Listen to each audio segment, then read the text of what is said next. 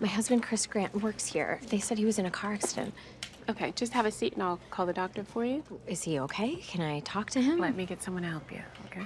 Okay, could you try paging my sister? She works here in labor and delivery. Her name is Jenny Davidson. Morgan. Is he okay? Is Chris okay? Chris? What? I keep trying to call Jenny, but she's not picking up her phone. Why are you calling Jenny? What are you talking about? Chris was in a car accident. Wait, they told me Jenny was in a car accident.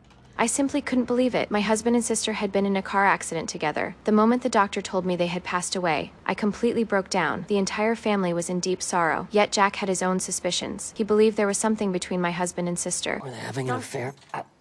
What else could it be? No. I held separate funerals for them, but at the start of my husband's memorial service, my daughter vanished. I found her in the parking lot with a boy. I dragged her back to the funeral, but she couldn't understand why I did it. Okay, and we should have just had one funeral for the both of them. I didn't want to tell her the truth, knowing deep down Jack's suspicions weren't unfounded. That morning, my husband and sister each drove their own cars. Yet, when the accident happened, they were in the same car. That night, Jack suddenly appeared, asking if I wanted to know the truth. Don't you want to know why they lied? No. Why they were together? Why Chris was driving her car? He took me to the hotel parking lot, where my husband's car was parked. They'd even rented a room. Jack stormed into the room to search. Their departure had been so rushed. Evidence still littered the sheets. They never checked out. Left all their shit. I gave this to Jenny last Christmas. I couldn't bear it. I smashed my husband's car in a frenzy. My heart filled with despair and rage. I begged Jack not to tell our daughter. Clara can never know.